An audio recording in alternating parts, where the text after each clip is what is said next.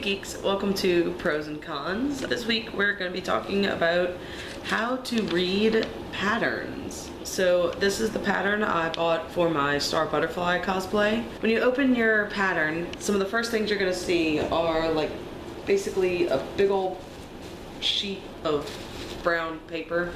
We'll get to that in a second. In mine, I don't know if every pattern comes with this, but I had a sketch and stitch from concepts to design reality. I don't know if it's just for this line of patterns, but since this is a Project Runway pattern, it basically gives you design tips and stuff. And then I do know that every pattern comes with this, and it's a booklet on basically how to sew your dress together. When you get a pattern piece, once you cut it out and stuff, it's gonna look something like this. Now,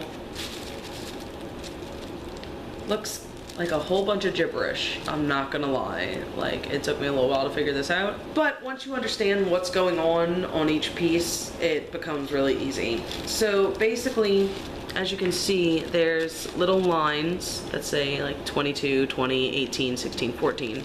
So depending on what size you need, you cut along that line.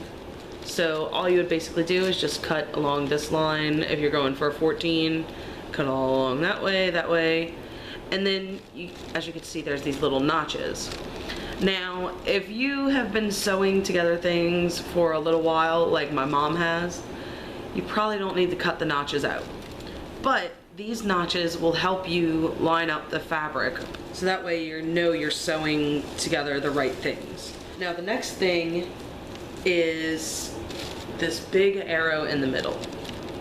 This arrow is telling you that you should lay it this way towards the grain.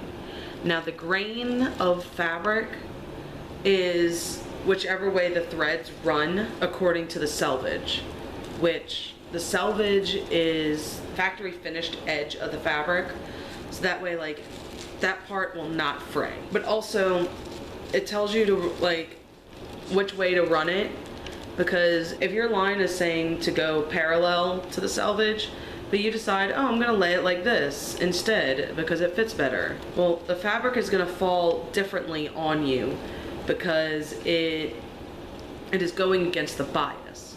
Now, so grain is whether the threads are running parallel, or what's the word that's not parallel, Will? Perpendicular. Perpendicular to the selvage. Now the bias is basically the cross area. Basically every little corner of thread. So like when you have threads like that little corner down there and up there and there are your bias. So you definitely want to follow the grain lines when lining up your patterns. There's another big arrow on here on part 8. Now, if you'll notice, it says centerfold. So basically what is going to happen is you're going to line this piece up, but you're also going to fold the fabric over itself and line this up with the fold line. So that way it'll create basically a bigger piece. And also this will help when you're sewing these, or cutting out these I should say. You'll have two, because you see it says cut 2. So if you fold over your fabric and then lay your patterns down, you'll already cut out 2 of these. So your job's half over. It's awesome. And then if you'll notice also on this bottom piece, there is a dotted line across it. So basically this is telling you if you are a shorter person, you could cut it to here instead of the bottom down here.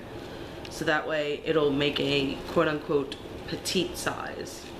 But I would always try it like full length before you go petite, because Lord knows these patterns are all wonky. So on this piece, there is a little area that looks like a whole bunch of little triangles, as you can see down here.